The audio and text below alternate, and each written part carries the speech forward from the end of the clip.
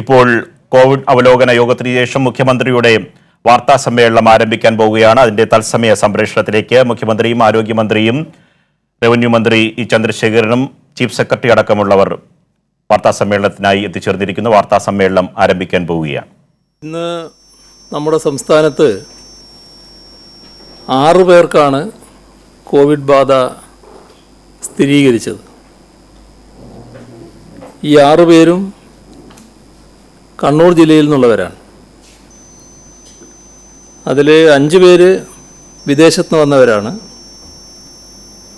ഒരാളുടേത് സമ്പർക്കം മൂലമാണ്. 21 പേർക്ക് പരിശോധനാ ഫലം നെഗറ്റീവായിട്ടുണ്ട്. കാസർഗോഡ് 19, ആലപ്പുഴ 2. ഇതുവരെ 408 പേർക്കാണ് സംസ്ഥാനത്ത് രോഗം സ്ഥിരീകരിച്ചത്. അതിൽ 114 പേർ ഇപ്പോൾ ചികിത്സയിലാണ്. സംസ്ഥാനത്ത് നിരീക്ഷണത്തിലിപ്പോൾ ആകെയുള്ളത് 46,323 പേരാണ്. 45,925 പേർ വീടുകളിലാണ്. ആശുപത്രികളിൽ 398 പേരാണ്. ഇന്ന് 62 പേരെ ആശുപത്രിയിൽ പ്രവേശിപ്പിച്ചിട്ടുണ്ട്. ഇതുവരെ 19,756 സാമ്പിളുകളാണ് പരിശോധനയ്ക്ക് അയച്ചത്. 19,074 എണ്ണം രോഗബാധയില്ല എന്ന് ഉറപ്പാക്കിയിട്ടുണ്ട്. ആശുപത്രിയിൽ ക്വാറന്റൈനിലുള്ള മുഴുവൻ പേരെയും പരിശോധിക്കാനാണ് ഉദ്ദേശിക്കുന്നത്. അത് 2-3 ദിവസം കൊണ്ട് പൂർത്തിയാക്കാൻ കഴിയും. കഴിഞ്ഞ ദിവസം വാർത്താ സമ്മേളനം അവസാനിപ്പിച്ചത് ഇടവിട്ടുള്ള ദിവസങ്ങളിൽ ഇനി കാണാമെന്ന് പറഞ്ഞുകൊണ്ടായിരുന്നു. നമ്മൾ ഈ വാർത്താ സമ്മേളനത്തിൽ അത് ദിവസങ്ങളിലെ പ്രധാന സംഭവങ്ങളാണ് എടുത്തു പറഞ്ഞിരുന്നത്. ഏതെങ്കിലും തരത്തിലുള്ള നമ്മുടെ പ്രവർത്തനത്തിൻ്റെ ഒരു പൊങ്ങച്ചം അവതരിപ്പിക്കാൻ വാർത്താ സമ്മേളനം ഉപയോഗിച്ചിരുന്നില്ല. ഇവിടെ ചില കാര്യങ്ങൾ നമ്മൾ ഈ ഘട്ടത്തിൽ ഓർത്തു പോകുന്നത് നല്ലതായിരിക്കും. ജനുവരി 30-നാണ് ആദ്യത്തെ കോവിഡ് ബാധ റിപ്പോർട്ട് ചെയ്യപ്പെടുന്നത്. യഥാർത്ഥത്തിൽ അതിനുശേഷമുള്ള അവസ്ഥ സംസ്ഥാനം ഒരു മുൾമുനയിൽ നിൽക്കുന്ന നിലയായിരുന്നു. രാജ്യത്തെ ആദ്യത്തെ COVID-19 ബാധ നമ്മുടെ സംസ്ഥാനത്താണ് വന്നത്. എല്ലാവർക്കും അറിയാവുന്നതുപോലെ ചൈനയിൽ നിന്ന് വന്ന, വുഹാനിൽ നിന്ന് വന്ന വിദ്യാർത്ഥി തൃശ്ശൂർ ജനറൽ ആശുപത്രിയിലാണ് പ്രവേശിപ്പിച്ചത്. ലോകത്തിൻ്റെ വിവിധ ഭാഗങ്ങളിൽ വൈറസ് വ്യാപനം പ്രതിസന്ധി സൃഷ്ടിച്ച ഘട്ടത്തിൽ കേരളം ആകെ ഉണർന്നു പ്രവർത്തിക്കുകയായിരുന്നു. ആരോഗ്യവകുപ്പിൻ്റെ നേതൃത്വത്തിൽ പ്രത്യേക ടീമുകൾ രൂപീകരിക്കപ്പെട്ടു.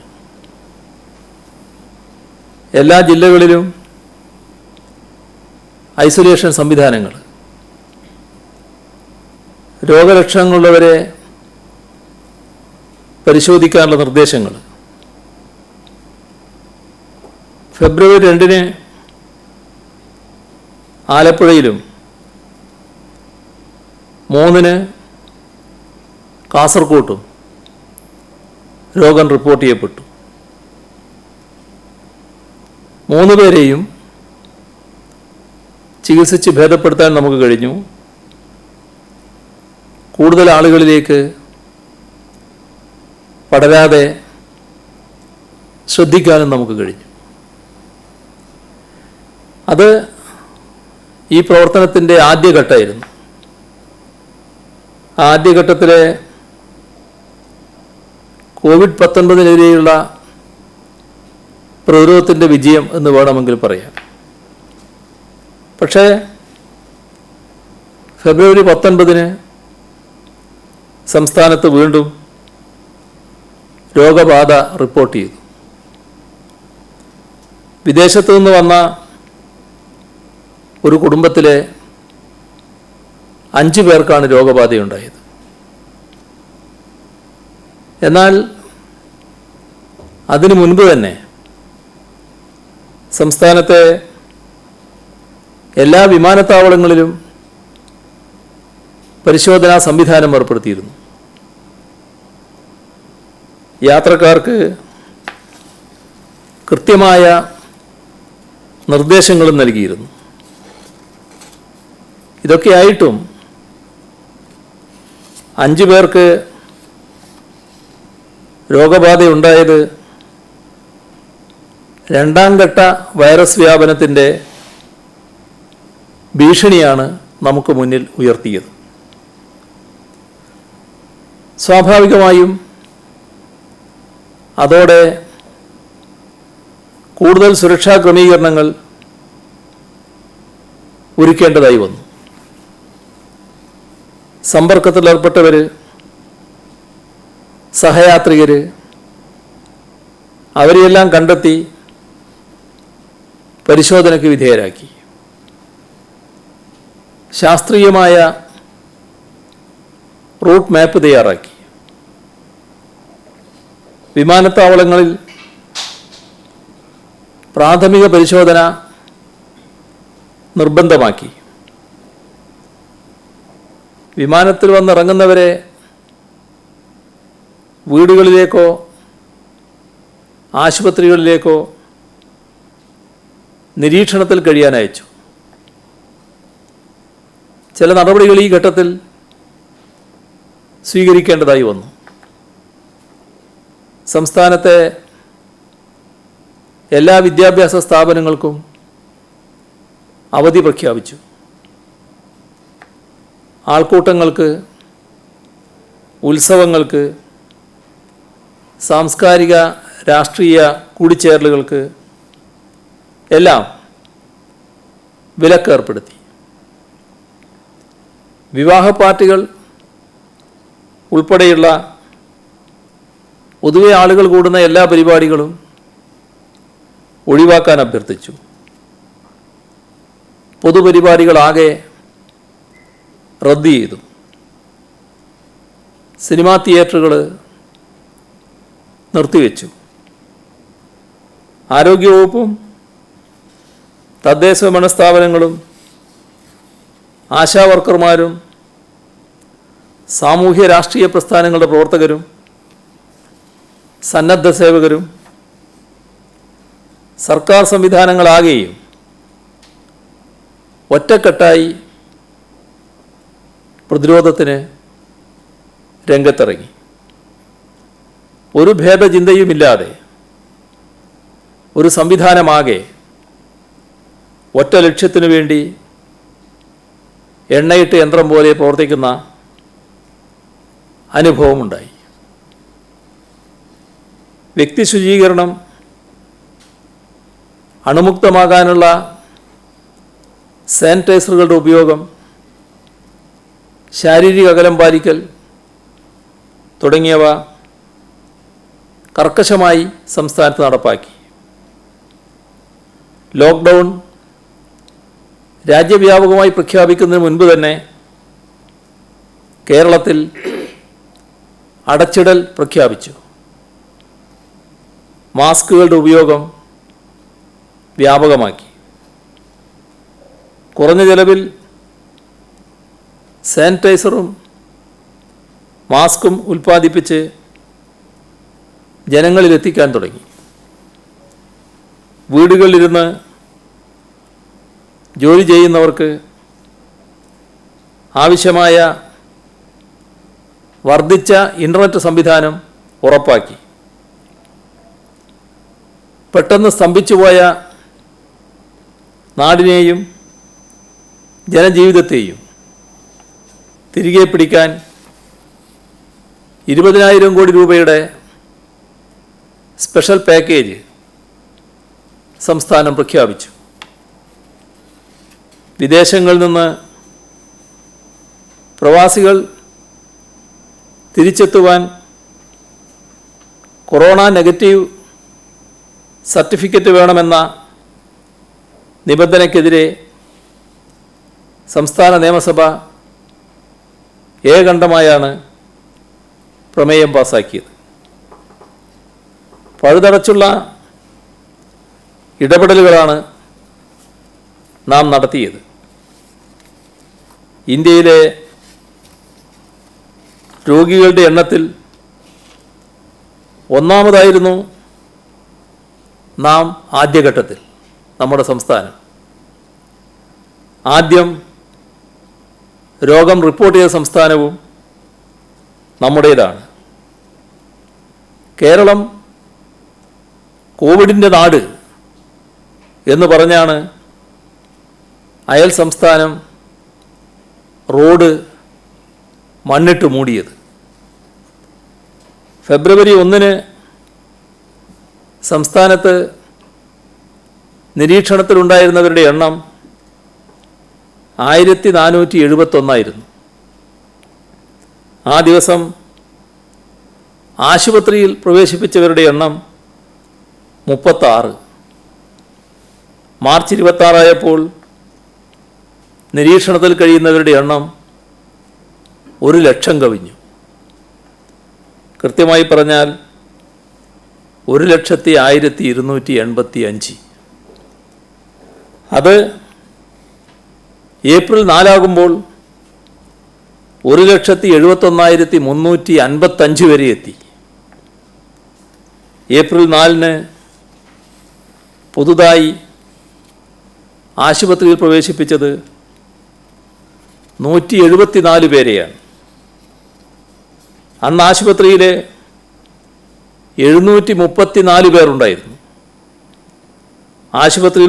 ആശുപത്രികളിൽ കിടക്കുന്നവരുടെ എണ്ണം ഏപ്രിൽ 11 814 ഉയർന്നു.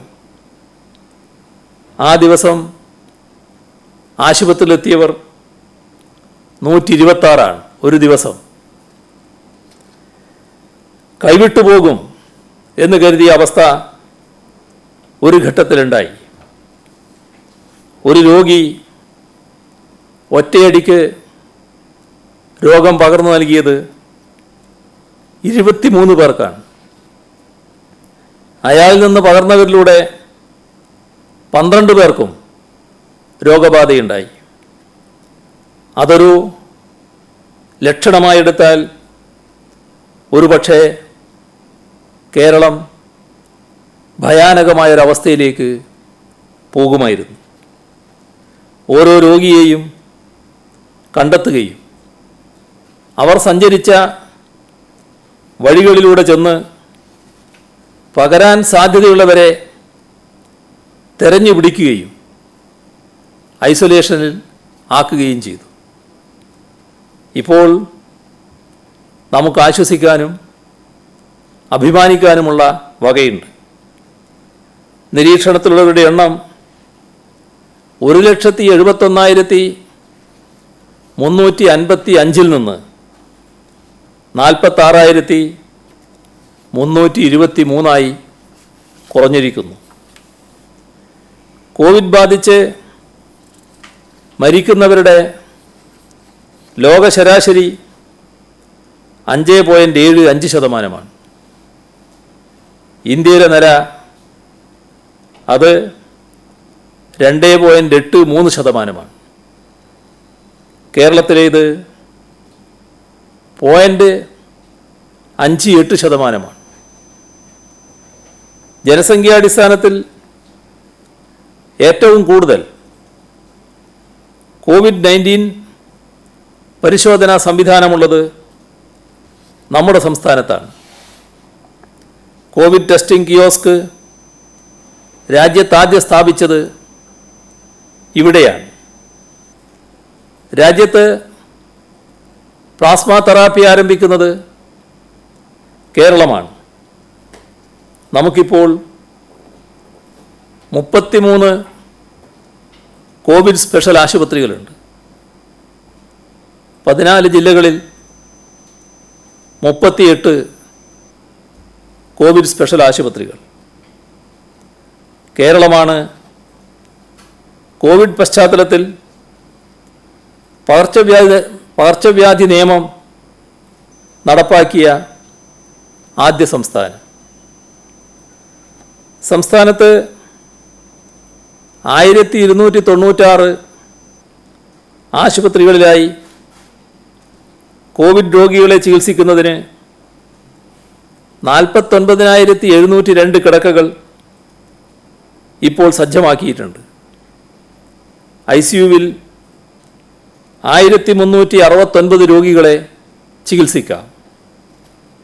800 വെന്റിലേറ്ററുകൾ സർക്കാർ ആശുപത്രികളിൽ സജ്ജമാണ്. ഇതിനു പുറമെ 866 സ്വകാര്യ ആശുപത്രികളിലായി 81,904 ബെഡുകൾ ഒരുക്കിയിട്ടുണ്ട്. ഇവിടങ്ങളിലായി 6,059 ICU ബെഡുകളും 1,578 വെന്റിലേറ്ററുകളും സജ്ജമാണ്. ഏത് അടിയന്തര സാഹചര്യവും നേരിടാൻ ഇപ്പോൾ തന്നെ നാം തയ്യാറാണ് എന്നാണ് ഇത് സൂചിപ്പിക്കുന്നത്. 1205-ലധികം കമ്മ്യൂണിറ്റി കിച്ചണുകൾ സംസ്ഥാനത്ത് പ്രവർത്തിക്കുന്നുണ്ട്. അവിടങ്ങളിൽ നിന്ന് നിരീക്ഷണത്തിലുള്ളവർക്കും ആവശ്യക്കാർക്കും ആരും പട്ടിണി കിടക്കരുത് എന്ന നിർബന്ധത്തോടെ തന്നെ സൗജന്യമായും അല്ലാതെയും ഭക്ഷണം നൽകുന്നുണ്ട്. 331 കുടുംബശ്രീ ജനകീയ ഹോട്ടലുകളിലൂടെ 20 രൂപയ്ക്ക് ഉച്ചഭക്ഷണം വിതരണം ചെയ്യുന്നുണ്ട്. രാജ്യത്താകെ അതിഥി തൊഴിലാളികൾക്കായി 22,567 ക്യാമ്പുകളാണുള്ളത്.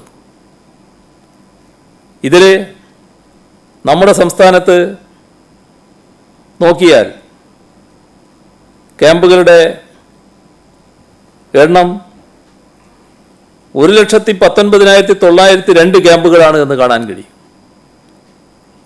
സംസ്ഥാനം ഒഴികെയുള്ള ക്യാമ്പുകളുടെ എണ്ണമാണ് ഞാൻ ആദ്യം പറഞ്ഞത്. ഇവിടങ്ങളിൽ അതിഥി തൊഴിലാളികൾ സുരക്ഷിതരായി താമസിക്കുന്നു എന്നാണ് കാണാൻ നമുക്ക് സാധിക്കുക.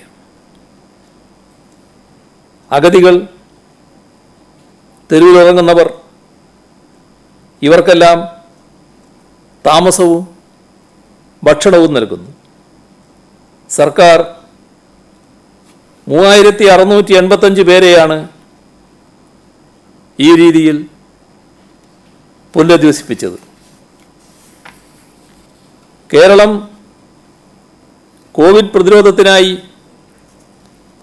300-ലധികം ഡോക്ടർമാരെയും 400-ലേറെ ഹെൽത്ത് ഇൻസ്പെക്ടർമാരെയും യുദ്ധകാലാടിസ്ഥാനത്തിലാണ് നിയമിച്ചത്. APL, BPL വ്യത്യാസമില്ലാതെ സൗജന്യ റേഷൻ കൊടുത്തു. സൗജന്യ കിറ്റുകളുടെ വിതരണം നടന്നു വരുന്നു.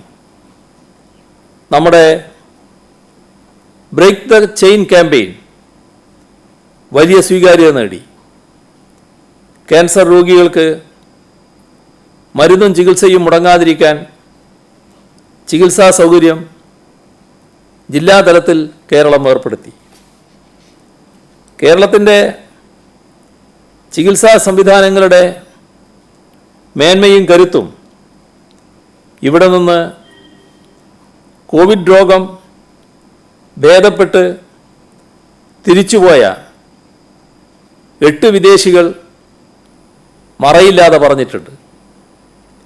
93 88 വയസ്സായ വൈറസ് ബാധിതരെ ചികിത്സിച്ച് ഭേദപ്പെടുത്തി പൂർണ്ണ ആരോഗ്യവാന്മാരായി തിരിച്ചു വീട്ടിലെത്തിക്കാൻ നമുക്ക് കഴിഞ്ഞു.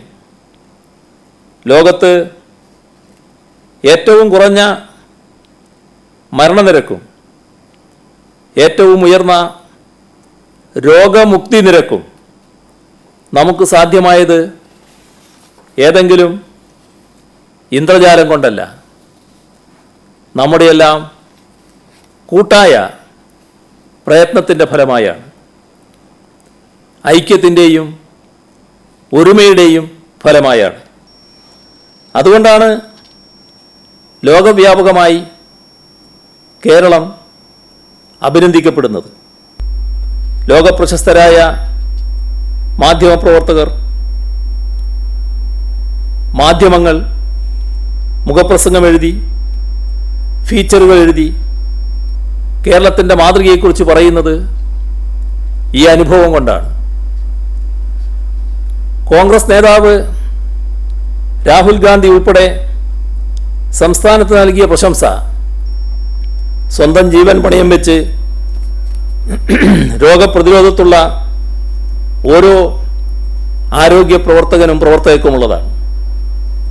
IC യൂണിറ്റിലെ രാപ്പകൽ പരിചരിക്കുന്നവരും ഭക്ഷ്യവസ്തുക്കൾ ലോറിയിൽ കയറ്റുന്നവരും ശുചീകരണ തൊഴിലാളികളും സന്നദ്ധ പ്രവർത്തകരും എല്ലാം അടങ്ങുന്ന കേരളത്തിൻ്റെ സേനയാണ് ഈ യുദ്ധമുഖത്തുള്ളത്.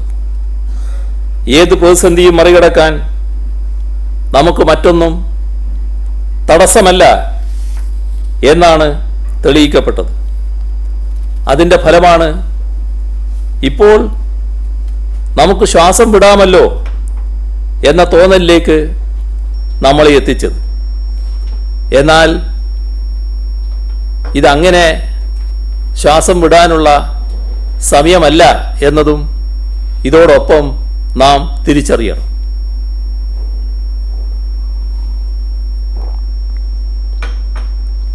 കോവിഡ്-19 വ്യാപനം നമ്മുടെ പ്രവാസി സഹോദരങ്ങളെ വലിയ ആശങ്കയിലും വിഷമത്തിലുമാക്കിയിരിക്കുന്നു.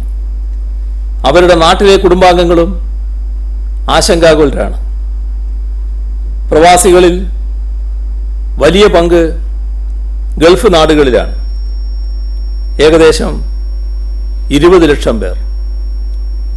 രോഗബാധയുണ്ടായി മലയാളി സഹോദരങ്ങൾ മരണപ്പെടുന്ന സ്ഥിതി കൂടി വന്നതോടെ ആശങ്ക വർദ്ധിക്കുന്നത് സ്വാഭാവികമാണ്.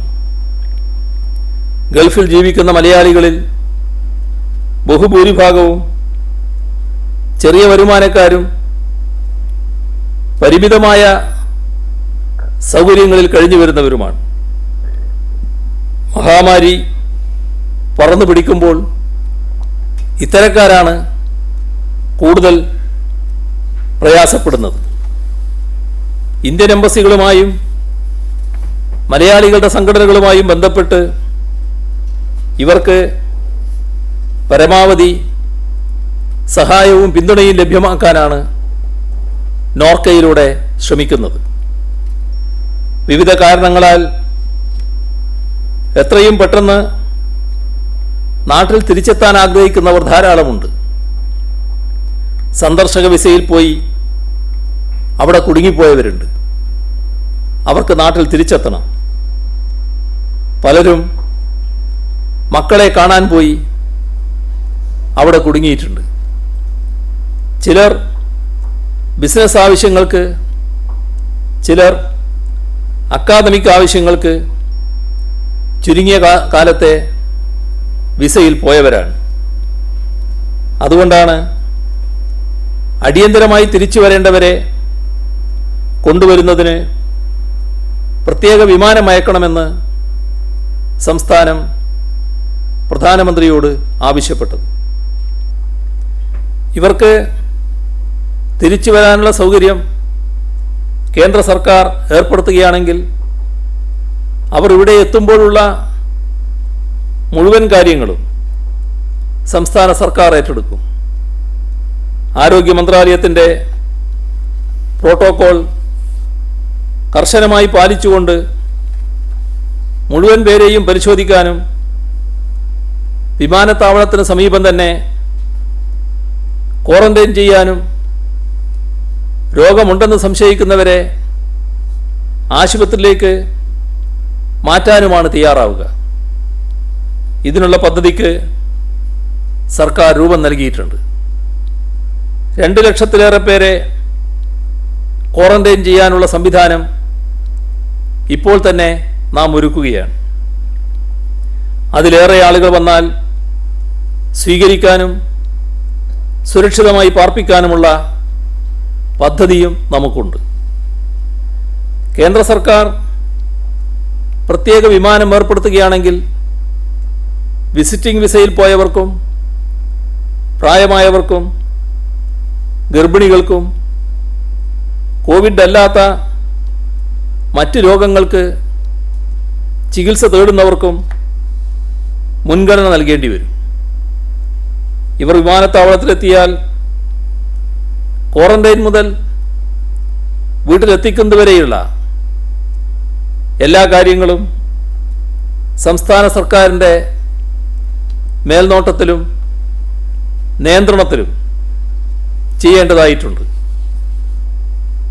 കേന്ദ്ര സർക്കാരിൽ നിന്ന് അനുകൂലമായ തീരുമാനമുണ്ടാകും എന്നാണ് പ്രതീക്ഷ. അതുവരെ പ്രവാസികൾ ഇപ്പോൾ എവിടെയാണോ അതത് നാട്ടിൽ അതത് സർക്കാരുകളുടെ മാർഗനിർദ്ദേശങ്ങൾ പാലിച്ചുകൊണ്ട് കഴിയണമെന്നാണ് അഭ്യർത്ഥിക്കാനുള്ളത്. ഈ ഘട്ടത്തിൽ നമ്മുടെ മുഴുവൻ പ്രവാസി സംഘടനകളും അവർക്ക് കാര്യമായ പിന്തുണയും സഹായവും ഉറപ്പാക്കണം. നോർക്ക എല്ലാ ഗൾഫ് രാഷ്ട്രങ്ങളിലും ഹെൽപ്പ് ഡെസ്ക് ആരംഭിച്ച് സഹായം നൽകുന്നുമുണ്ട്. കേരളത്തിന് പുറത്തുനിന്ന് കോവിഡ് ബാധയുടെ അസുഖകരമായ വാർത്തകൾ അനുദിനം വരുന്നുണ്ട്. അത് വിദേശ രാജ്യങ്ങളിൽ നിന്നുണ്ട്, രാജ്യത്തിൻ്റെ മറ്റു ഭാഗങ്ങളിൽ നിന്നുമുണ്ട്.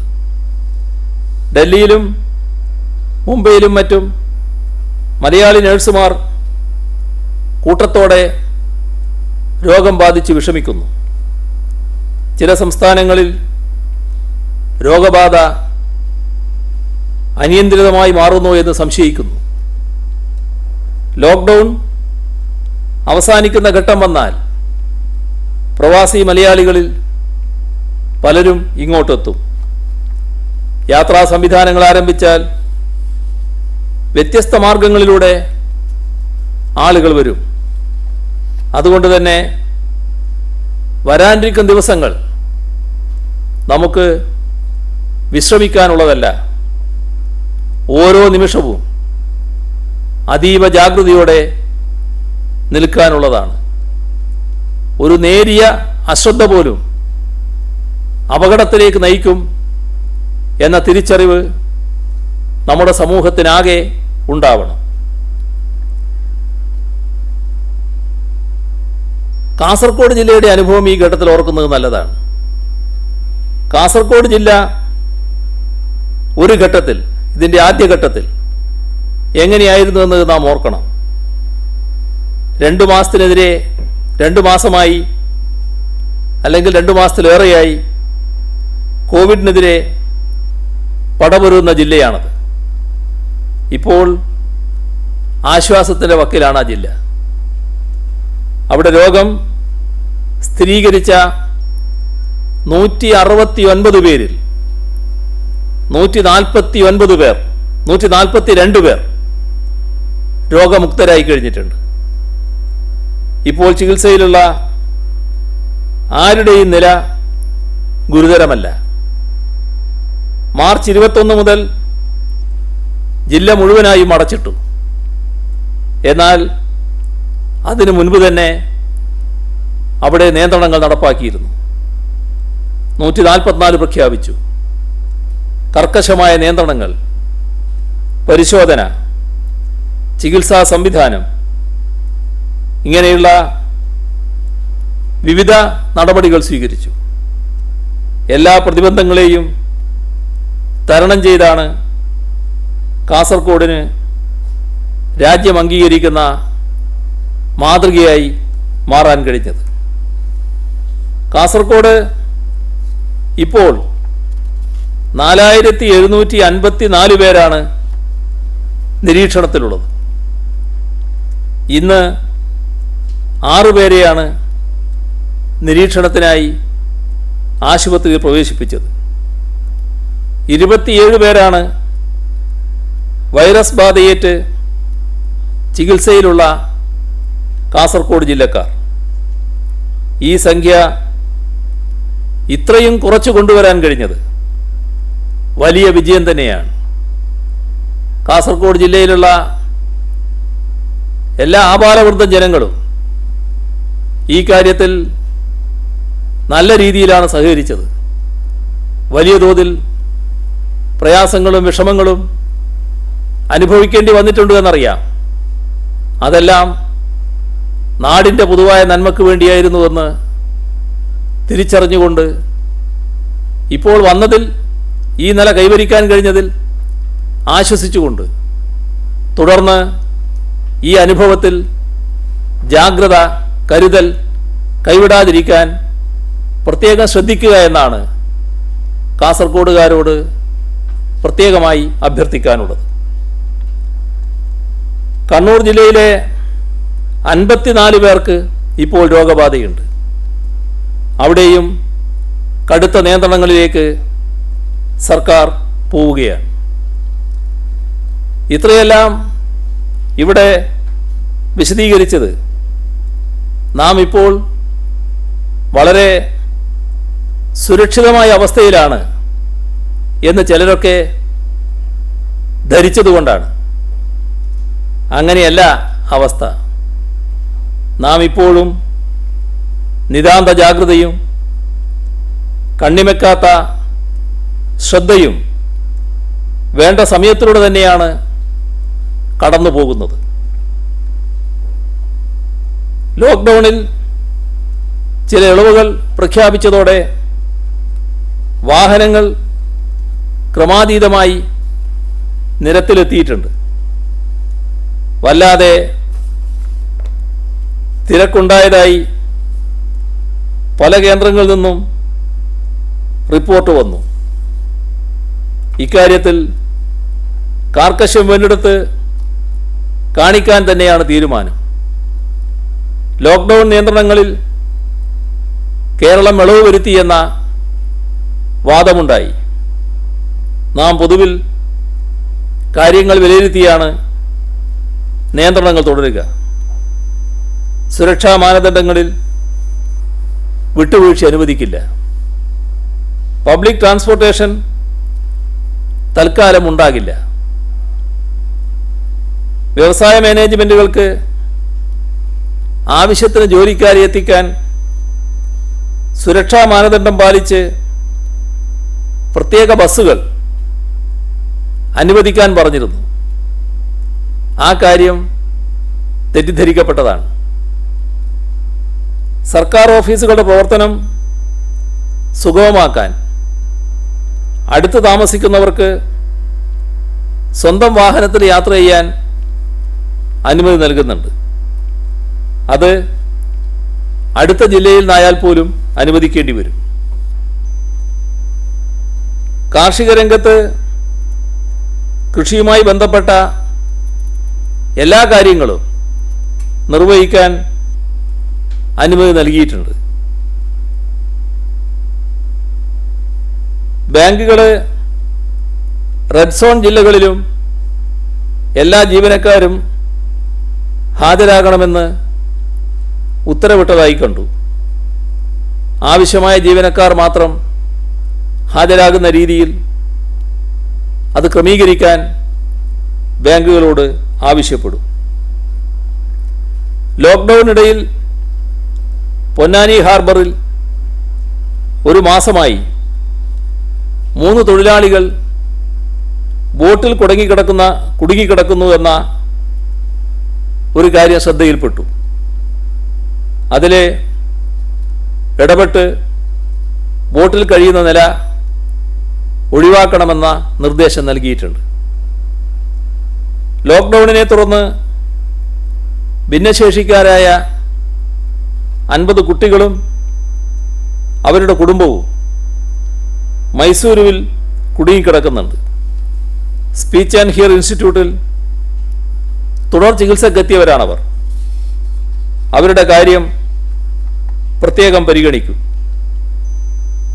ഡൽഹിയിൽ കുടുങ്ങിയ മലയാളി വിദ്യാർത്ഥികൾക്ക് വീട്ടുടമകളുടെ ഭീഷണി എന്ന വാർത്ത ശ്രദ്ധയിൽപ്പെട്ടു. അത് സർക്കാർ ഗൗരവമായി എടുക്കുന്നു. ഡൽഹി സർക്കാരുമായി ബന്ധപ്പെട്ട് പരിഹാരമുണ്ടാക്കാൻ ശ്രമിക്കും. മെഡിക്കൽ സ്റ്റോറുകളിൽ ഇൻസുലിൻ ലഭ്യമാക്കാനുള്ള നടപടികൾ സ്വീകരിക്കും. നദികളിലും ഡാമുകളിലും അടഞ്ഞുകൂടിയ എക്കൽ നീക്കാൻ നടപടിയെടുക്കുന്നതിന് നിർദ്ദേശം നൽകിയിട്ടുണ്ട്. മഴ വരുന്നതിന് മുൻപ് തന്നെ ഈ നടപടികൾ സ്വീകരിക്കണമെന്നാണ് ഉദ്ദേശിക്കുന്നത്. സ്റ്റാമ്പ് വെണ്ടർമാരുടെ ഓഫീസുകൾക്ക് ആഴ്ചയിൽ 2 ദിവസം ഇളവുകൾ നൽകും. ഡൽഹിയിലും മറ്റും സേവനമനുഷ്ഠിക്കുന്ന നഴ്സുമാർ അനുഭവിക്കുന്ന മാനസിക സമ്മർദ്ദത്തെക്കുറിച്ച് നേരത്തെ സൂചിപ്പിച്ചിരുന്നു. കേരള ഹൗസിൽ ഇതിനായി ഹെൽപ്പ് ലൈൻ ആരംഭിച്ചു. നഴ്സുമാർക്ക് ഓഡിയോ വീഡിയോ കോളിലൂടെ കൗൺസിലർമാരോട് സംസാരിക്കാം. 35 കൗൺസിലർമാരുടെ സേവനം രാവിലെ 10 മുതൽ 5 മണി വരെ ലഭ്യമാക്കും. രക്തദാനത്തിന് എത്തുന്നവരുടെ എണ്ണത്തിൽ കുറവ് കാണുന്നുണ്ട്. രക്തദാന ക്യാമ്പുകൾ നടത്താൻ പറ്റുന്നുമില്ല. NCC, NSS വോളണ്ടിയർമാരെയും മറ്റ് സന്നദ്ധരാകുന്നവരെയും രക്തദാനത്തിന് ഉപയോഗിക്കും.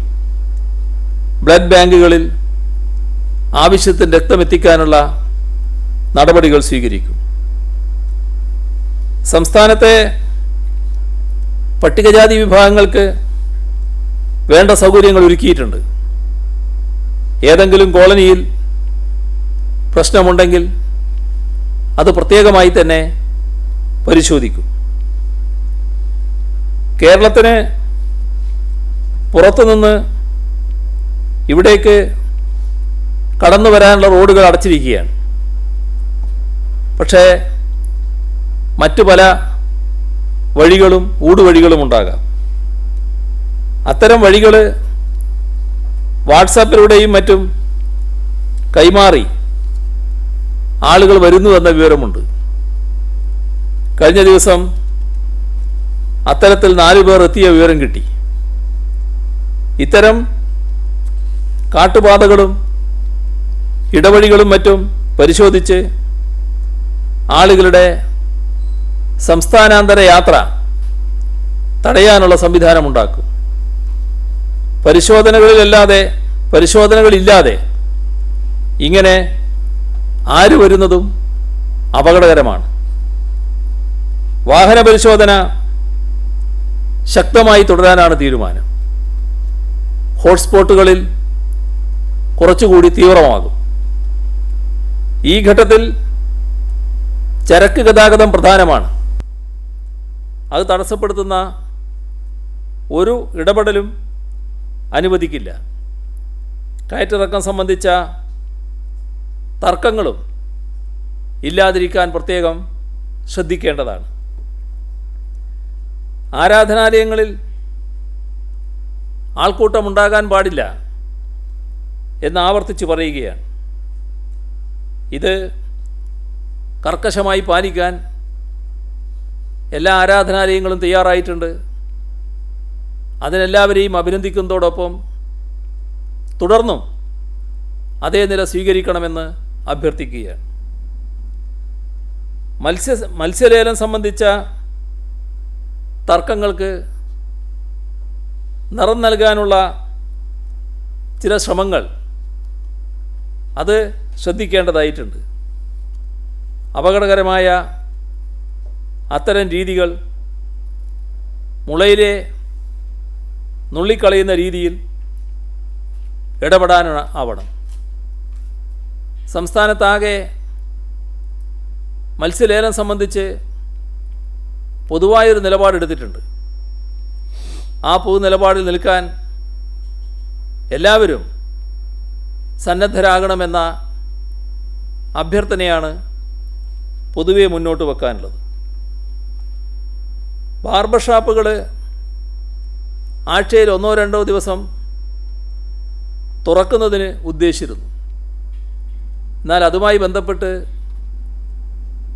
ഒട്ടേറെ വ്യത്യസ്ത അഭിപ്രായങ്ങൾ പല വിദഗ്ധരിൽ നിന്നും വരികയാണ്. പല രാജ്യങ്ങളുടെയും അനുഭവം ചൂണ്ടിക്കാണിച്ചുകൊണ്ടാണ് ആ അഭിപ്രായങ്ങൾ അവർ ശ്രദ്ധയിൽപ്പെടുത്തുന്നത്.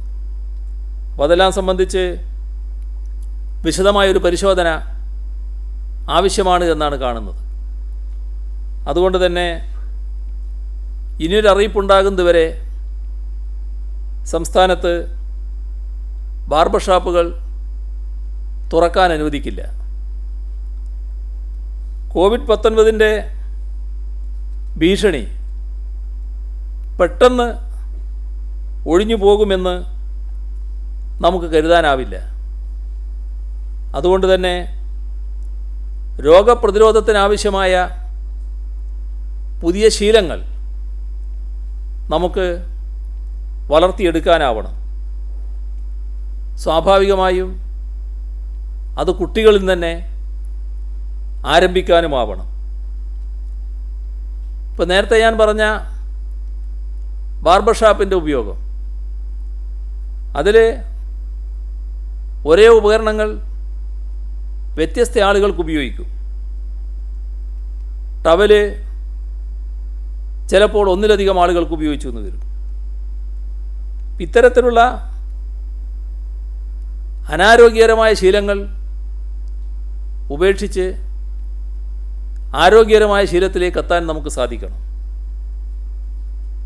ഒട്ടേറെ പുതിയ ശീലങ്ങൾ നാം പല രംഗങ്ങളിലും ആർജിക്കേണ്ടതായിട്ടുണ്ട്.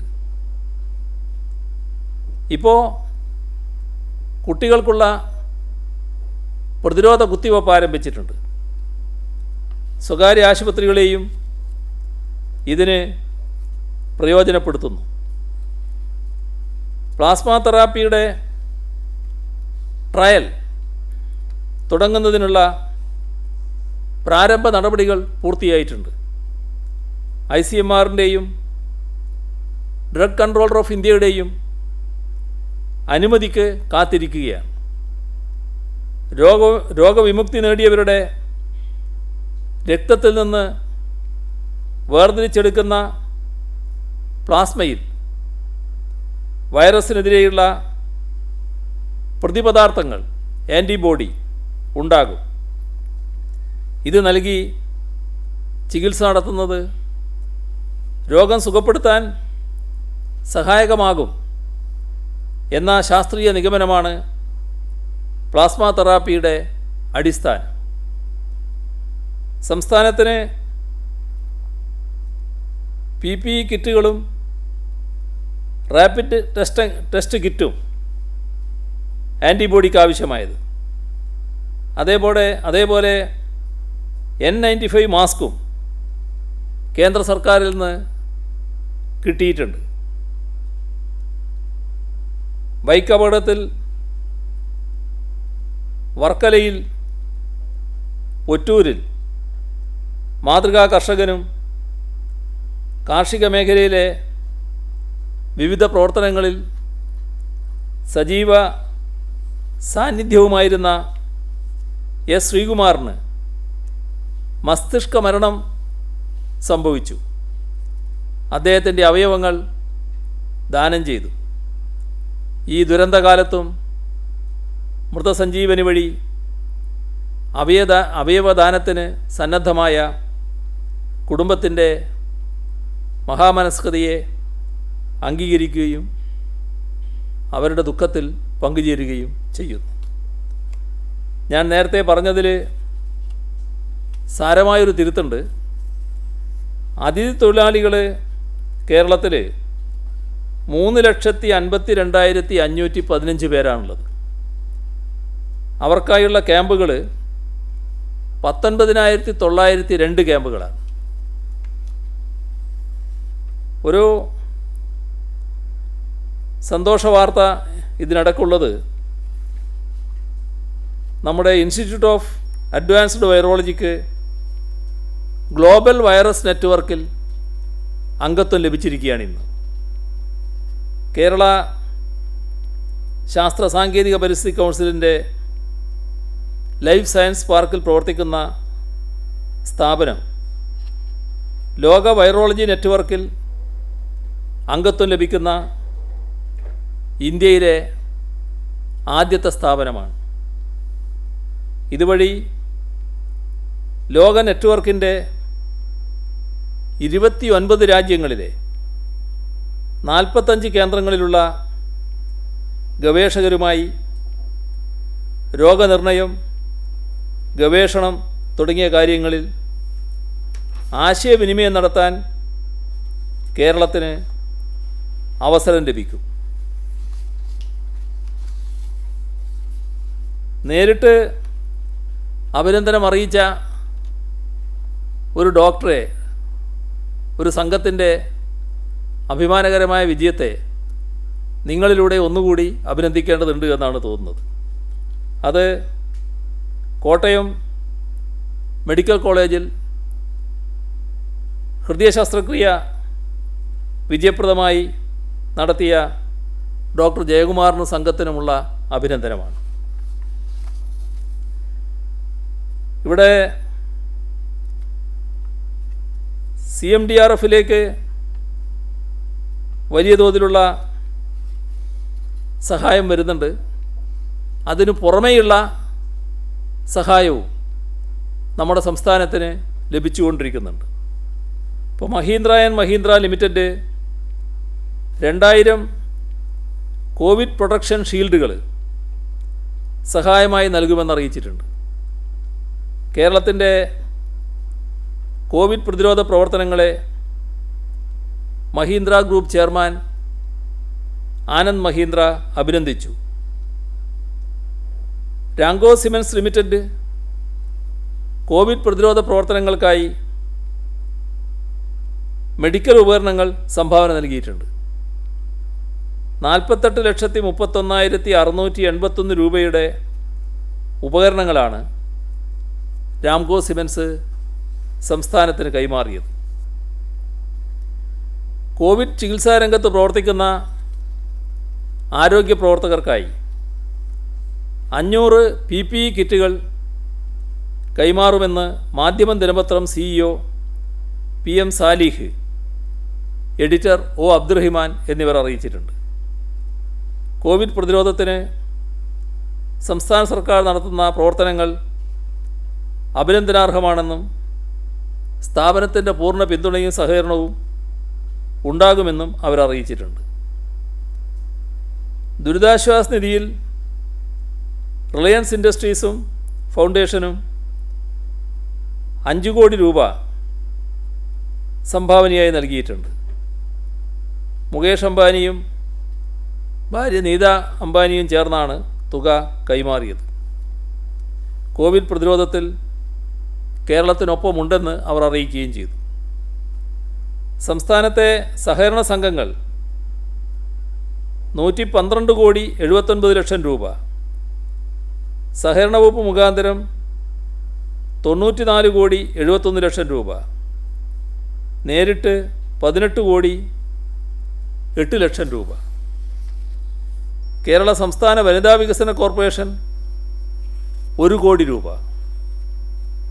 പെരിന്തൽമണ്ണ അർബൻ സഹകരണ ബാങ്ക് 87 ലക്ഷം രൂപ. പ്രവാസി വ്യവസായികൾക്ക് പ്രത്യേക പലിശരഹിത സ്വർണ്ണ വായ്പ അനുവദിക്കുന്നതിന് 100 കോടി രൂപ മാറ്റിവെക്കാനും ബാങ്ക് തീരുമാനിച്ചിട്ടുണ്ട്. നദ്വത്തുൽ മുജാഹിദീൻ പ്രസിഡന്റ് TP അബ്ദുൽ കോയ മദനി സംഘടനയുടെ കീഴിലുള്ള സ്ഥാപനങ്ങൾ ഐസൊലേഷൻ ആവശ്യങ്ങൾക്ക് വിട്ടു നൽകാമെന്നറിയിച്ചിട്ടുണ്ട്. അദ്ദേഹം 20 ലക്ഷം രൂപ സംഭാവനയും നൽകി. നാടകപ്രവർത്തകരുടെ സംഘടന നാടക് 3.5 ലക്ഷം രൂപ. നാടകപ്രവർത്തകർ തന്നെ ഇപ്പോൾ വിഷമത്തിലാണ്. അതിനടക്കാണ് അവർ ഈ സംഭാവന നൽകാൻ തയ്യാറായിട്ടുള്ളത്.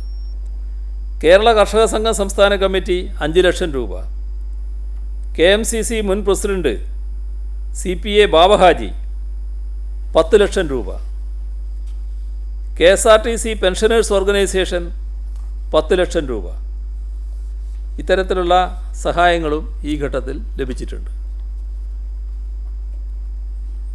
ഇത്രയുമാണ് ഇന്ന് പറയാനുള്ളത്.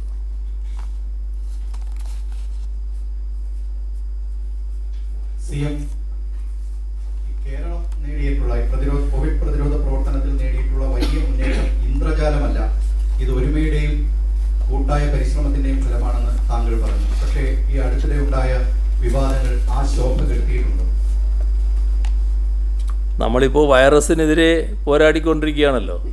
അപ്പോൾ ആ വൈറസിനെ നമുക്ക് എങ്ങനെയെല്ലാം ഒതുക്കാൻ കഴിയുമെന്ന് നോക്കുന്നതിലാണ് കൂടുതൽ ശ്രദ്ധിക്കുന്നത് നല്ലത്. ആ കാര്യത്തിൽ നമ്മൾ നടത്തുന്ന പ്രവർത്തനങ്ങൾ പൊതുവെ നാടും രാജ്യവും ലോകവും അംഗീകരിക്കുന്നുണ്ട്. ആ വഴിക്ക് നമുക്ക് പോകാം.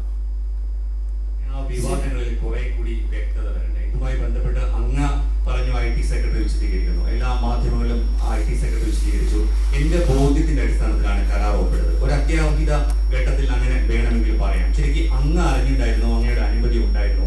മാത്രമല്ല അതൊരു പ്രൊസീജിയർ എററില്ലേ, റൂൾസ് ഓഫ് ബിസിനസിന്റെ എററില്ലേ, അതാണ് പ്രതിപക്ഷം ഇപ്പോഴും ചൂണ്ടിക്കാണിക്കുന്നത്. അങ്ങ് നാമനോട്ടിൽ പറഞ്ഞു അവഗണിക്കാനുള്ള, പക്ഷേ അങ്ങനെ അവഗണിക്കാൻ പറ്റുമോ CM? തീർച്ചയായും. അതിനല്ല എനിക്കിപ്പം നേരം, മറ്റു കാര്യങ്ങൾക്കാണ്. ഞാൻ അതിലാണ് ഇപ്പോൾ ശ്രദ്ധിച്ചുകൊണ്ടിരിക്കുന്നത്.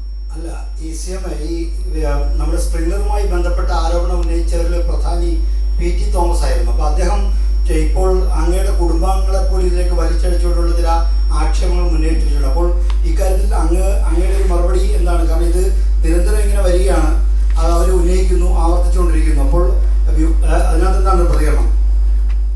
അതിനൊന്നും ഞാനിപ്പോൾ പ്രതികരിക്കാനില്ല. ഞാൻ നേരത്തെ അത് വ്യക്തമാക്കിയിട്ടുണ്ട്. നോക്കാം, നമ്മുടെ ചരിത്രം തീരുമാനിക്കട്ടെ. ഇപ്പം അങ്ങനെ ഒരു നിലപാടെടുക്കാം.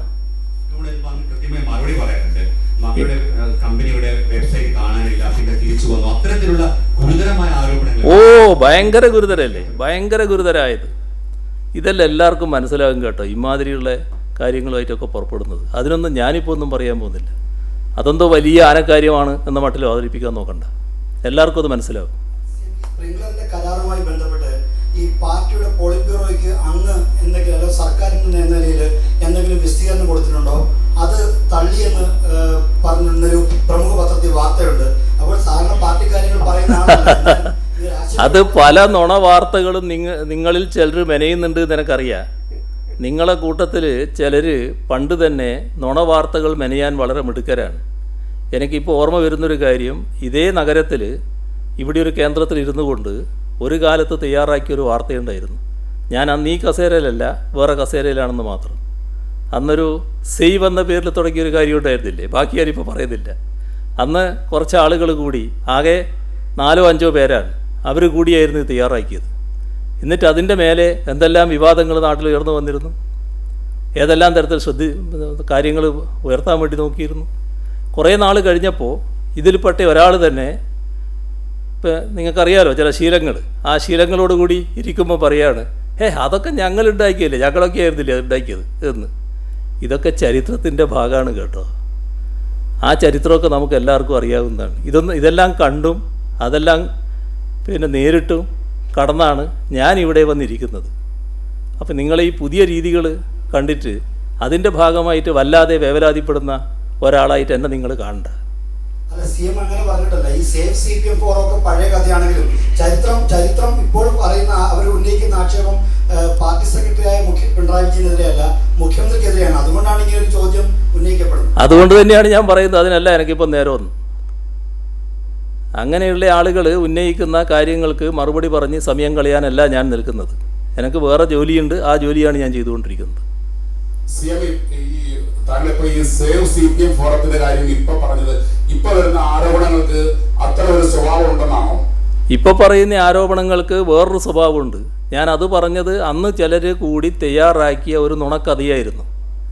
ആ നുണക്കഥ പലപ്പോഴും തയ്യാറാക്കിയിട്ട് നിങ്ങൾക്കറിയാം. ഞാൻ അന്ന് നിങ്ങൾക്ക് ചിലരെ വിളിച്ചൊരു പേരുണ്ട്, നിങ്ങളത് മറന്നുപോയിട്ടുണ്ടാവില്ല. നിങ്ങൾ ചിലർ പലരുടെയും മനസ്സിലുണ്ടാവും.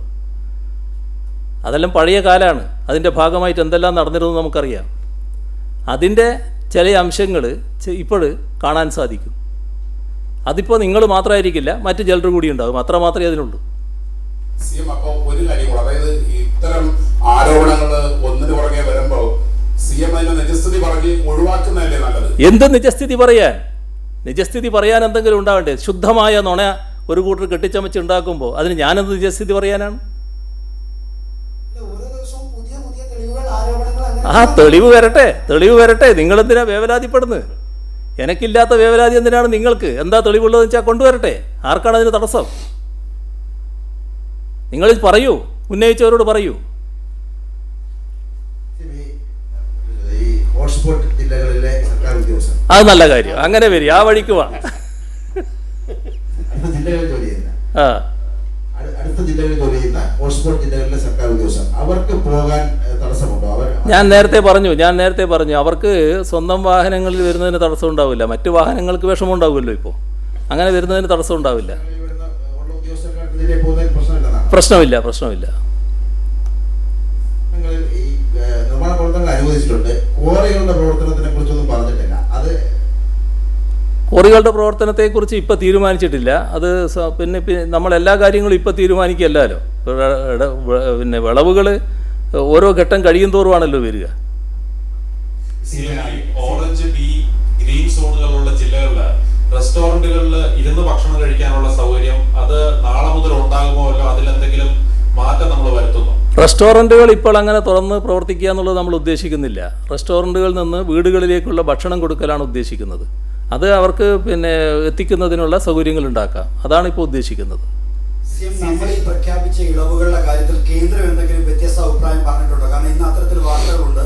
ചീഫ് സെക്രട്ടറി അതിനെപ്പറ്റി ചില അഭിപ്രായങ്ങൾ പറഞ്ഞെങ്കിൽ പോലും നമ്മളിവിടെ ഈ പ്രഖ്യാപിച്ച ഇളവുകൾ പൊതുമാനദണ്ഡത്തിൽ നിന്നുള്ള വ്യതിചലനമാണ് എന്ന തരത്തിലാണ് അവിടെ ആഭ്യന്തര സെക്രട്ടറിയെ മറ്റും ഉദ്ധരിച്ച് വരുന്ന വാർത്തകൾ. അതിൻ്റെ ചില റിലീസുകൾ പൊതുവായിട്ട് ഇന്ന് വീണ്ടും ചീഫ് സെക്രട്ടറിമാർക്ക് അയച്ചു കൊടുക്കുന്നു പറയുന്നു. കേന്ദ്ര ഗവൺമെൻറ്റും സംസ്ഥാന ഗവൺമെൻറ്റും തമ്മിൽ ഒരു സംഘർഷവും ഇല്ല. കേന്ദ്ര ഗവൺമെൻറ്റിൻ്റെ പൊതുവായ മാനദണ്ഡങ്ങൾക്കനുസൃതമായാണ് കാര്യങ്ങൾ ഇവിടെ നടത്തുക എന്ന് നേരത്തെ തന്നെ ഞാൻ വ്യക്തമാക്കിയിട്ടുണ്ട്. അതുമായി ബന്ധപ്പെട്ട് ചില കാര്യങ്ങളിൽ കേന്ദ്ര ഗവൺമെൻറ്റിൻ്റെ കൂടി അനുമതി വാങ്ങിക്കൊണ്ടും നടപ്പാക്കുമെന്ന് പറഞ്ഞിട്ടുണ്ട്. ചിലതിൽ ചില വ്യത്യാസങ്ങൾ കാണും. ആ വ്യത്യാസങ്ങൾ നമ്മുടെ നാടിൻ്റെ സാഹചര്യത്തിനനുസരിച്ച് ഇവിടെ നടപ്പാക്കാൻ പറ്റുന്നതാണ് എന്നാണ് നമ്മൾ കാണുന്നത്. ഇപ്പോൾ നേരത്തെ പറഞ്ഞ അവരുന്നയിച്ച റെഡ് സോണുകളുടെ റെഡ് സോണിൽപ്പെട്ട ജില്ലകളെല്ലാവരും ഇപ്പോൾ നമ്മൾ പറഞ്ഞത് അത് ഇവിടുത്തെ അനുഭവത്തിൻ്റെ അടിസ്ഥാനം. അതൊരു സംഘർഷമോ മറ്റ് തർക്കങ്ങളോ ഉണ്ടാകുന്ന കാര്യമല്ല. സ്വാഭാവികമായിട്ടും കേന്ദ്രത്തിനത് മനസ്സിലാവും. അതിൻ്റെ ഭാഗമായിട്ട് അത് അംഗീകരിക്കുകയാണ്. ഒരു തർക്കവും ആ കാര്യത്തിലില്ല. സംഘർഷത്തിനൊരു സാധ്യതയില്ല. കഴിഞ്ഞ ദിവസം അഴീക്കോട് MLA KM ഷാജിക്കെതിരെ ഒരു വിജിലൻസ് കേസ് എടുക്കാൻ വേണ്ടി സർക്കാർ അനുമതി നൽകിയിരുന്നു. മുഖ്യമന്ത്രിയുടെ ദുരിതാശ്വാസ നിധിയുമായി ബന്ധപ്പെട്ട ചില വിമർശനങ്ങൾ ഷാജി ഉന്നയിച്ചതിന് ശേഷമാണ് ഇത്തരത്തിൽ കേസ് വന്നത് എന്ന് UDF രാഷ്ട്രീയമായി ആരോപിക്കുന്നത്. അതൊക്കെ അതിൻ്റെ തീയതികൾ നോക്കിയാൽ കാണുമല്ലോ. ആ കേസ് വന്നിട്ട് നാളെ എത്രയോ ആയി. ഏതോ കാലത്ത് വന്നതാണ്. ആദ്യം അതിന് വേണ്ടിയിരുന്നത് സ്പീക്കറുടെ അനുമതിയായിരുന്നു. സ്പീക്കറിൽ നിന്ന് അനുമതി അവർ എത്രയോ മാസങ്ങൾക്ക് മുൻപ് തന്നെ വാങ്ങി. അതിനുശേഷമാണ് മറ്റു അനുമതിയോടുകൂടി അവർ അതിൻ്റെ നടപടികൾ ആരംഭിച്ചിട്ടുള്ളത്.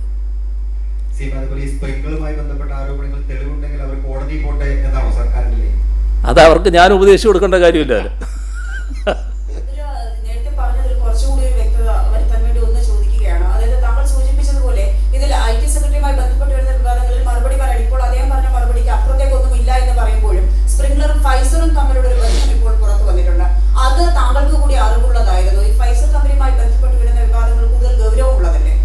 നോക്കിക്കോളി. നിങ്ങൾക്ക് എന്തെല്ലാം കൊണ്ടുവരാനുള്ളതെന്ന് വെച്ചാൽ ആ വഴിക്ക് നിങ്ങൾ നോക്ക്. ഞാനതിന് തടസ്സമില്ലല്ലോ. അതെല്ലാം നിങ്ങൾ നോക്കണം. അല്ല, IT സെക്രട്ടറി മാത്രം എടുത്തൊരു തീരുമാനമാണെങ്കിൽ അതെങ്ങനെയാണ്? അത് CM-ന്റെ കൂടി ഞാൻ അതിനെക്കുറിച്ചൊന്നും ഇപ്പോൾ പറഞ്ഞില്ലല്ലോ. നിങ്ങൾ പലതും എൻ്റെ നാക്കിൽ കുത്തിക്കയറ്റാൻ നോക്കുകയാണല്ലോ. എന്തിനാണ് അങ്ങനെ ശ്രമിക്കുന്നത്? ഞാൻ അങ്ങനെ പറഞ്ഞില്ലല്ലോ. അല്ല, IT സെക്രട്ടറി പറഞ്ഞല്ലോ സർ. അല്ല, IT സെക്രട്ടറി പറഞ്ഞ IT സെക്രട്ടറി ചോദിച്ചോ. ഞാനിപ്പോൾ അതിനെക്കുറിച്ചൊന്നും പറഞ്ഞില്ലല്ലോ. CM ഈ ഇതിന് ചോദ്യം ഇത്രയേ ഉള്ളൂ. അതായത് CM മാധ്യമ സിൻഡിക്കേറ്റ് എന്നോ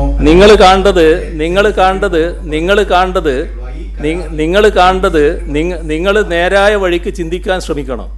നിങ്ങൾ കേരളത്തിലെ ഉത്തരവാദപ്പെട്ട മാധ്യമ പ്രവർത്തകരാണ്. ഞാനിവിടെ 45-50 മിനിറ്റോളം എടുത്ത് കേരളത്തിലെ പൊതുവായ പ്രശ്നങ്ങളാണ് പറഞ്ഞത്. നിങ്ങൾക്കത് വേറെ വഴിക്ക് തിരിച്ചുവിടാനാണ് ശ്രദ്ധ. എനിക്കതിനല്ല താല്പര്യം.